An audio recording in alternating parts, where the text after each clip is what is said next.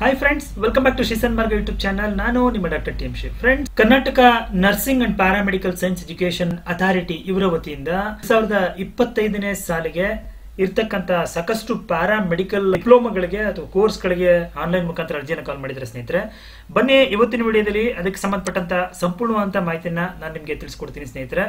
So ಈ paramedical ಅಲ್ಲಿ ಎಷ್ಟೆಲ್ಲ ಕೋರ್ಸ್ಗಳಿದಾವೆ, ನೀವು ಅದಕ್ಕೆ ಯಾವ ರೀತಿ ಅರ್ಜಿಯನ್ನು ಹಾಕಬೇಕು, ಏನೆಲ್ಲ ಅರ್ಹತೆಗಳಿರಬೇಕು, ಅಪ್ಲಿಕೇಶನ್ ಹಾಕೋದಕ್ಕೆ ಯಾವತ್ತು ಪ್ರಾರಂಭಿಕ ದಿನಾಂಕ, ಕಡೆಯ ದಿನಾಂಕ ಯಾವತ್ತು, ಎಲ್ಲ ಮಾಹಿತಿಗಳನ್ನ ಸಂಪೂರ್ಣವಾಗಿ ತಿಳಿಸ್ಕೊಡ್ತೀನಿ. ಸೊ ವಿಡಿಯೋನ ಸ್ಕಿಪ್ ಮಾಡಿದ್ರೆ ಕೊನೆವರೆಗೂ ನೋಡಿ. ನೀವು ಇದೇ ಮೊದಲ ಬಾರಿ ನಮ್ಮ ಚಾನಲ್ ನೋಡ್ತಾ ಇದ್ರೆ ಚಾನಲ್ನ ಸಬ್ಸ್ಕ್ರೈಬ್ ಮಾಡ್ಕೊಳ್ಳಿ. ಹಾಗೆ ವಿಡಿಯೋ ನೋಡ್ತಾ ಇದ್ರೆ ವಿಡಿಯೋಗೊಂದು ಲೈಕ್ ನ ಕೊಡಿ ಅಂತ ಹೇಳ್ತಾ ಬನ್ನಿ ಫ್ರೆಂಡ್ಸ್ ನೋಡೋಣ. ನೀವು ಇಲ್ಲಿ ನೋಡ್ತಾ ಇರುವಂತದ್ದು ಕರ್ನಾಟಕ ನರ್ಸಿಂಗ್ ಹಾಗೂ ಅರೆ ವೈದ್ಯಕೀಯ ವಿಜ್ಞಾನಗಳ ಶಿಕ್ಷಣ ನಿಯಂತ್ರಣ ಪ್ರಾಧಿಕಾರದ ವತಿಯಿಂದ, ಅಂದ್ರೆ ಪ್ಯಾರಾಮೆಡಿಕಲ್ ಬೋರ್ಡ್ ವತಿಯಿಂದ 25-26ನೇ ಶೈಕ್ಷಣಿಕ ಸಾಲಿಗೆ ಪ್ರವೇಶಾತಿಯ ಪ್ರಕಟಣೆಯನ್ನು ಹೊರಡಿಸಿದ್ದಾರೆ ಸ್ನೇಹಿತರೆ. ನೀವು ಇಲ್ಲಿ ನೋಡ್ತಾ ಇರುವಂತದ್ದು.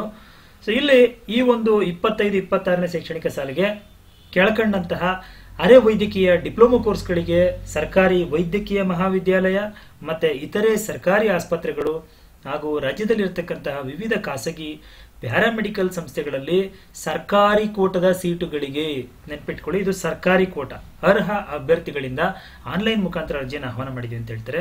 ಸೊ ನೀವು ಯಾವೆಲ್ಲ ಪ್ಯಾರಾಮೆಡಿಕಲ್ ಡಿಪ್ಲೊಮಾಗಳಿದೆ ಸರ್ ಅಂತ ಕೇಳಿದ್ರೆ, ನೋಡಿ 9 ಪ್ಯಾರಾಮೆಡಿಕಲ್ ಡಿಪ್ಲೊಮಾಗಳಿದೆ. ಸೊ ಇತ್ತೀಚಿನ ದಿನಮಾನಗಳಲ್ಲಿ ಈ ಪ್ಯಾರಾಮೆಡಿಕಲ್ ಕೋರ್ಸ್ಗೆ ಜಾಸ್ತಿ ಡಿಮ್ಯಾಂಡ್ ಇದೆ. ಮತ್ತೆ ಇವೆಲ್ಲ ಟೆಕ್ನಿಕಲ್ ಕೋರ್ಸ್ಗಳಾಗಿರೋದ್ರಿಂದ ನಿಮಗೆ ಜಾಬ್ ಓರಿಯೆಂಟೆಡ್ ಆಗಿರ್ತವೆ. ನೀವು ಇವನ್ನ ಕಂಪ್ಲೀಟ್ ಮಾಡಿದ ತಕ್ಷಣ ನಿಮಗೆ ಜಾಬ್ ಅಪಾರ್ಚುನಿಟೀಸ್ ಜಾಸ್ತಿ ಇರುತ್ತೆ. ಹಾಗಾಗಿ ಇವಕ್ಕೆ ಡಿಮ್ಯಾಂಡ್ ಇದೆ. ತಾವು ಕೂಡ ಇದನ್ನ ಮಾಡಬಹುದಾಗಿರುತ್ತೆ. ಇಲ್ಲಿ diploma in medical laboratory technology ಇದೆ, diploma in medical imaging technology, diploma in health inspector, diploma in medical records technology, dialysis technology, operation theatre ಮತ್ತು ಅನಸ್ಥೀಶಿಯಾ ಟೆಕ್ನಾಲಜಿ ಅಂತೇಳಿ, ಹಾಗೆ ಡಿಪ್ಲೊಮಾ ಇನ್ ಡೆಂಟಲ್ ಮೆಕ್ಯಾನಿಕ್ ಮತ್ತೆ ಡೆಂಟಲ್ ಹೈಜಿನಿಕ್ ಅಂತೇಳಿ ಇಷ್ಟು 9 diploma ಕೋರ್ಸ್ಗಳಿಗೆ ಅರ್ಜಿಯನ್ನು ಕಾಲಾಗಿರುವಂಥದ್ದು. ಇದಕ್ಕೇನು ವಿದ್ಯಾರ್ಹತೆ ಅಂತ ಕೇಳಿದ್ರೆ, ನೋಡಿ ಇಲ್ಲಿ ಪರ್ಟಿಕ್ಯುಲರ್ ಆಗಿ ಈ ಕಡೆ ವಿದ್ಯಾರ್ಹತೆಯನ್ನು ಮೆನ್ಷನ್ ಮಾಡಿದ್ದೇನೆ. ಇಲ್ಲಿರ್ತಕ್ಕಂಥ ಕೋರ್ಸ್ಗಳಿವು. ನೀವು SSLC ಆದ್ರೂ ಪಾಸ್ ಮಾಡಿರ್ಬೋದು ಅಥವಾ PUC ಆದ್ರೂ ಪಾಸ್ ಮಾಡಿರ್ಬೋದು ಸ್ನೇಹಿತರೆ. ಎರಡಕ್ಕೂ ಅವಕಾಶ ಇದೆ.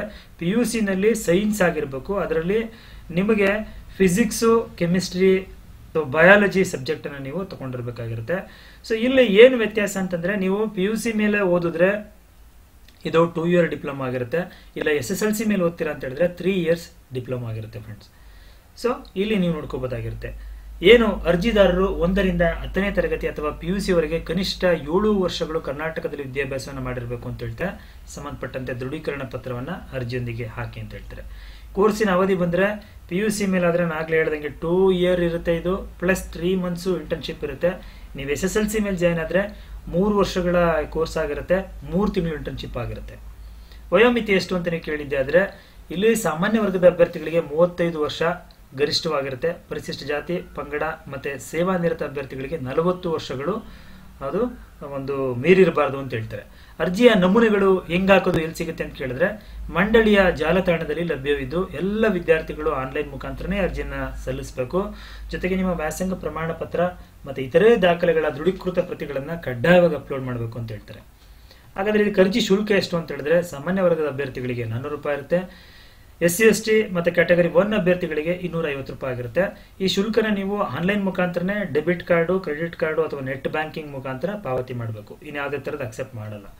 ಅರ್ಜಿ ಸಲ್ಲಿಸುವ ದಿನಾಂಕ ಯಾವತ್ತು ಅಂತ ಕೇಳಿದ್ರೆ, ನೋಡಿ ಇದೇ ತಿಂಗಳ 26ನೇ ತಾರೀಕಿಂದ ಅರ್ಜಿ ಪ್ರಾರಂಭ ಆಗಿದೆ. ಜುಲೈ 25ರವರೆಗೂ ಅರ್ಜಿಯನ್ನು ಸಲ್ಲಿಸೋದಕ್ಕೆ ಅವಕಾಶ ಇದೆ. 25ರ ನಂತರ ನೀವು ಸಲ್ಲಿಸ್ತೀರಂದ್ರೆ ಅವಕಾಶ ಇಲ್ಲ. ಅಭ್ಯರ್ಥಿಗಳ ಆಯ್ಕೆ ಯಾವ ತರ ಇರುತ್ತೆ ಅಂತ ನೀವು ಕೇಳಿದ್ದೆ ಆದ್ರೆ, ಅಭ್ಯರ್ಥಿಗಳನ್ನ ಅರ್ಹತಾ ಪರೀಕ್ಷೆಯಲ್ಲಿ ಗಳಿಸಿರುವ ಅಂಕಗಳು ಮತ್ತು ಪ್ರವರ್ಗಗಳ ಆಧಾರದ ಮೇರೆಗೆ ಆಯ್ಕೆ ಮಾಡಲಾಗುತ್ತೆ. ಜೊತೆಗೆ ಕೌನ್ಸಿಲಿಂಗ್ ನಡೆಯುವ ದಿನಾಂಕದ ಬಗ್ಗೆ ಅಭ್ಯರ್ಥಿಗಳಿಗೆ ಅರ್ಜಿಯಲ್ಲಿ ನಮೂದಿಸಿದ ಮೊಬೈಲ್ ಸಂಖ್ಯೆಗೆ ನಾವು ಸಂದೇಶವನ್ನು ಕಳಿಸ್ತೀವಿ. ಮತ್ತೆ ಕೌನ್ಸಿಲಿಂಗ್ ಸಮಯದಲ್ಲಿ ಹಾಜರಾದಂತಹ ಸಂದರ್ಭದಲ್ಲಿ ಎಲ್ಲ ದಾಖಲೆಗಳ ಮೂಲ ಪ್ರಮಾಣ ಪತ್ರವನ್ನು ನೀವು ತಗೊಂಡು ಹೋಗ್ಬೇಕು, ಸಲ್ಲಿಸಬೇಕು ಅಂತ ಹೇಳ್ತಾರೆ. ತಪ್ಪಿದ್ದಲ್ಲಿ ಕೌನ್ಸಿಲಿಂಗ್ಗೆ ಅವಕಾಶ ಕೊಡಲ್ಲ. ಆನ್ಲೈನ್ ಮೂಲಕ ಕೌನ್ಸಿಲಿಂಗ್ ಪ್ರಕ್ರಿಯೆಯನ್ನು ಕೂಡ ನಾವು ನಡೆಸ್ತೀವಿ.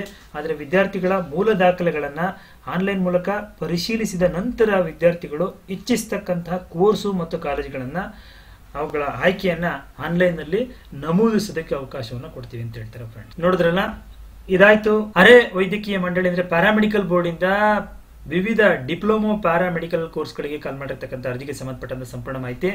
ಫ್ರೆಂಡ್ಸ್, ವಿಡಿಯೋ ಇಷ್ಟ ಆಗಿದ್ರೆ ವಿಡಿಯೋಗೊಂದು ಲೈಕ್ ನ ಕೊಟ್ಟು ಫ್ರೆಂಡ್ಸ್ ಮತ್ತೆ ಫ್ಯಾಮಿಲಿಗೆ ಶೇರ್ ಮಾಡಿ ಅಂತ ಹೇಳ್ತಾ ಮುಂದಿನ ವಿಡಿಯೋದಲ್ಲಿ ಮತ್ತೊಂದು ಹೊಸ ವಿಷಯದೊಂದಿಗೆ ತಮ್ಮ ಮುಂದೆ ಬರ್ತೀನಿ. Thank you, bye.